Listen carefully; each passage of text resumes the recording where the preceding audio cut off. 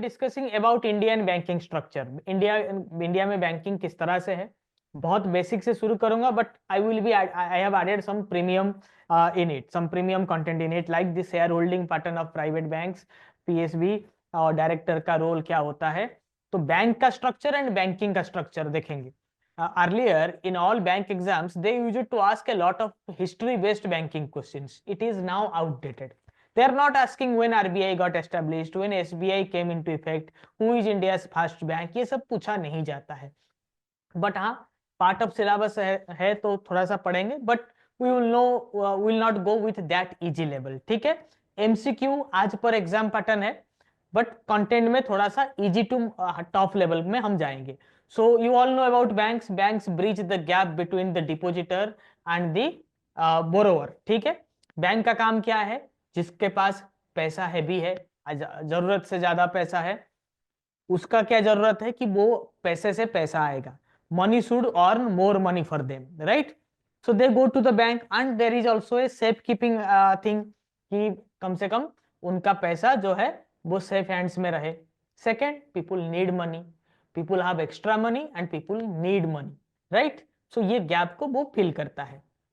But remember, I always say popularly, banking is always a business based on trust, based on the customer trust. Customer का जो trust है हम उसी का ही फायदा उठाते हैं। ठीक है, जैसे आप बॉलीवुड मूवीज देखे होंगे, what they do, like this Pushpa movie, what they do, this people play with the emotions of the viewer. ठीक है, व्यूअर को उसी स्पेसिफिक स्टार को देखना होता है। उसी तरह से बैंकर क्या करता है, कस्टमर का जो ट्रस्ट है उसी का ही बिजनेस करता है। Getting my point? That's why there are safe deposit lockers. अगर बैंक सिर्फ लोन और डिपॉजिट के लिए होता तो बैंक में लॉकर क्यों है? लोग अपने घर में या फिर अपने पड़ोसी के घर में अपने सोने जेवरात क्यों नहीं स्टोर करते? Why they go to a bank? Because they trust a bank more than they trust anybody else. लोग अपने बीबी के पास भी अपना जो इंपॉर्टेंट सामान है उसको छोड़ना नहीं चाहते। A wife doesn't want to trust his husband, but he wants to trust the branch manager और the bank staff for that matter. ठीक है, but the true definition of banking is given in banking regulation act. What it says in section 5 of banking regulation act. अगर आपको interview में पूछा जाए कि banking क्या है, आप गोलमोल आंसर देने से बेहतर है कि आप आज पर बैंकिंग रेगुलेशन एक्ट ही बताएंगे, एंड इट इज आज पर सेक्शन 5। हम बैंकिंग रेगुलेशन एक्ट को डिटेल में पढ़ेंगे, इसीलिए मैंने सेक्शन यहाँ पे कोट नहीं किया है। It involves accepting public deposits either to lend or invest. Banking can be done through cheques, drafts and other means. Okay, and which is a banking company? मुझे नहीं लगता कि अभी आपको कोई जेन्युइन डाउट आया होगा, आगे पढ़ेंगे। ठीक है, section 6 of banking regulation act lists what are the activities bankers can do. ठीक है, नहीं तो बैंक के पास इतना सारा पैसा है, why don't banks buy properties and sell them at a higher price? Because it is not permitted. They are not allowed to do trading, etc. You can crack SBI CBO with only two things. One is the right content and the another is the right intent. I have the right content for you, but do you have the right intent to crack this exam? I know that most of you are struggling with your worst work culture and not having enough time to prepare. But simply giving 2 hours a day can give you selection. We have a wholesome course here for you. So don't waste your time here and there. Join the best in the industry and start preparing now. Even in the last 50 to 60 days, there is enough time to cover the syllabus. And we have given you additional test series and we are coming up with the Ready Reckoner to aid your preparation. So don't waste your time. Now watch this sample session. Then you will understand why the courseware of Knowledgist is so important for you to get selected. So see you at the other side. Thank you. You all know fund based facilities, non fund based facilities. हम non fund based facilities पढ़ेंगे for MSME and credit people and also for agri lending people, right? Banking services you all know, but there is a stricter rule on banking naming. No one in India can use the word bank, banker, banking as a part of their company name.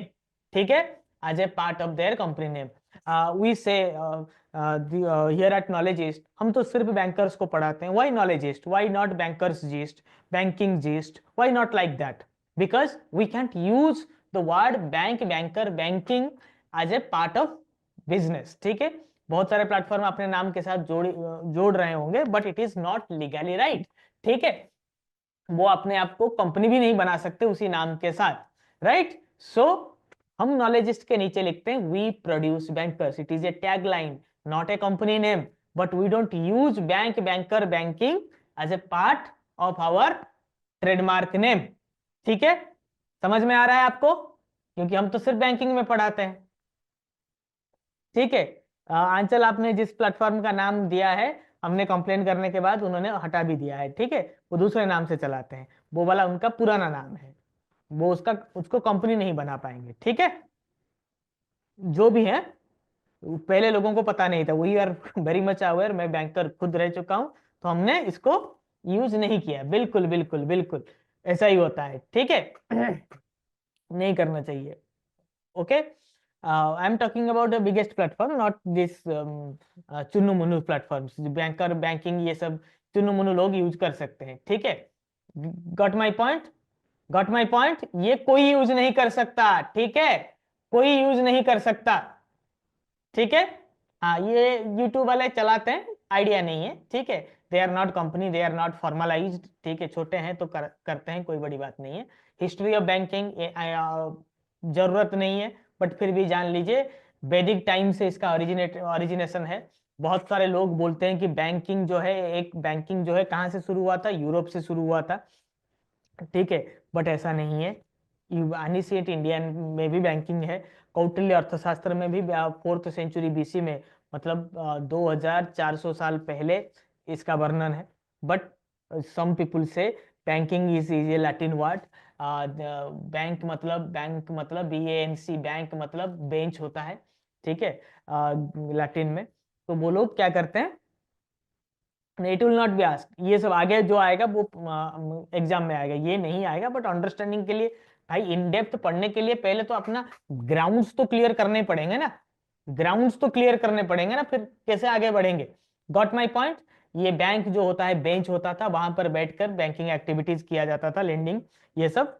तो इसीलिए इसीलिए bank का नाम पड़ा. Got it? या bank is derived from Latin word banca, right? तो ये सब बैंकिंग का हिस्ट्री है. There are some legislation that shaped the modern banking, specially the public sector banking in India. This Reserve Bank of India act, banking regulation act, same for all PSB, small finance bank, private banks. Then in 1955 State Bank of India act. 61 deposit insurance and credit guarantee corporation act. DICGC करता क्या है? DICGC करता क्या है, जल्दी comment करके बताइए. बहुत बेसिक है, मैं इसके ऊपर जाऊंगा नहीं, आगे आगे पढ़ेंगे. जल्दी बताइए. DICGC, ये banking companies acquisition and transfer of undertaking act, इसमें नेशनलाइजेशन हुआ था. 5 लाख का डिपॉजिट इंश्योरेंस आपको मिलता है. तो ये कुछ मेन लॉज हैं. और इंडिया में तो पता है आपको, 2 तरह के बैंक्स हैं, scheduled banks, non scheduled bank. आज तो मैं फास्ट जा सकता हूँ ना, कल आप लोग कंप्लेन कर रहे थे थोड़ा सा कंटेंट हैवी था. आज तो कंटेंट इजी है, मैं फास्ट जा सकता हूँ कि नहीं? बताइए, मैं फास्ट पढ़ा सकता हूँ कि नहीं पढ़ा सकता? इसमें तो पढ़ा सकता हूँ ना. इसमें तो बिल्कुल पढ़ा सकता हूँ. ठीक है, चलिए आगे मगर धीरे जाएंगे, जब मैं banks share holding pattern and appointment of director के ऊपर आऊंगा. ये अगर आपने पिछला वाला हमारा IFS का वीडियो देखा होगा, तो ये कुछ कॉमन स्लाइड्स आपको देखने को मिलेगा. बट आगे ऐसा नहीं है. मैं हमेशा बोलता हूं, मैं कुछ ना कुछ एक्सपेरिमेंट करता रहता हूं. So you will be getting some new slides there, right? तो शेड्यूल्ड बैंक, जो बैंक के जो RBI एक्ट के 2nd शेड्यूल में लिस्टेड है, वो है शेड्यूल्ड बैंक. शेड्यूल्ड बैंक में आता है पहले कमर्शियल बैंक्स. कमर्शियल बैंक में commercial public sector bank, private bank, foreign banks, local area banks. RRB भी उसके अंडर में आता है. इसलिए कुछ हमारे स्टूडेंट्स कम बोलते हैं कि सर RRB को फिर क्यों नहीं लेता है कुछ कुछ बैंक्स. वो थोड़ा सा अंडरस्टैंडिंग में इधर उधर चलता रहता है. बट हाँ, they are scheduled commercial banks under the tag of regional rural banks. हम पॉपुलरली उन्हें कहते हैं scheduled rural banks, scheduled foreign banks, scheduled private banks, scheduled small finance bank. Example of small finance non scheduled bank आगे मिलेगा. कुछ local area bank है जो non scheduled है. 3 लोकल एरिया बैंक है जो शेड्यूल में नहीं है. ये नॉन शेड्यूल में कुछ बैंक्स रहे अवेलेबल हैं, ठीक है। ओके ओके, चलिए वेरी गुड, आगे बढ़ते हैं। पब्लिक सेक्टर बैंक्स आपको तो पता है, जहां पे गवर्नमेंट ऑफ इंडिया का 51% स्टेक है, यानी कि 50% से ज्यादा स्टेक है, that is a public sector bank, हमें सब पता है। प्राइवेट सेक्टर बैंक आपको तो आईसीआईसीआई वगैरह सब पता है, 1994 में आईसीआईसीआई को लाइसेंस मिला after Narasimham committee advocated more competition in banking. तब तक सिर्फ पब्लिक सेक्टर बैंक ही थे, क्योंकि बैंकिंग बहुत सेंसिटिव बिजनेस है। गवर्नमेंट ऑफ इंडिया नहीं चाहता था कि लोगों के पास मतलब लाइसेंस रहे, बैंक का लाइसेंस रहे, जो भाग सकते हैं पब्लिक मनी लेकर। It was very very टची issue, ठीक है। एंड पब्लिक मनी, एक बैंक के डूब जाने से पूरा बैंकिंग सिस्टम डूब जाएगा। And those of my English students, please don't be worried, आपको सेपरेट इंग्लिश का फोल्डर मैं कल तक दे दूंगा, जिसमें यही सेम सेशन आपको इंग्लिश में मिल जाएगा। Otherwise I will retake the same content once in English, so that you will have no issue. मैं पहले रिकॉर्डेड करके उसको रख दूंगा, ठीक है। I will be uploading it as an recording, क्योंकि दिन में आप तो अवेलेबल होंगे नहीं, तो मैं उसको रिकॉर्डिंग करके कन्वर्ट कर दूंगा, right. So I sincerely hope that your preparation for SBI CBO 2025 is at right pace. We have released the test series, the entire content, pre-recorded sessions with the ongoing live classes. Don't miss out any class or any single MCQ provided by Team Knowledgist, because one single mistake can land you once again with your same old miserable private bank. So if you want to come out from this kind of environment, then this could be your last chance.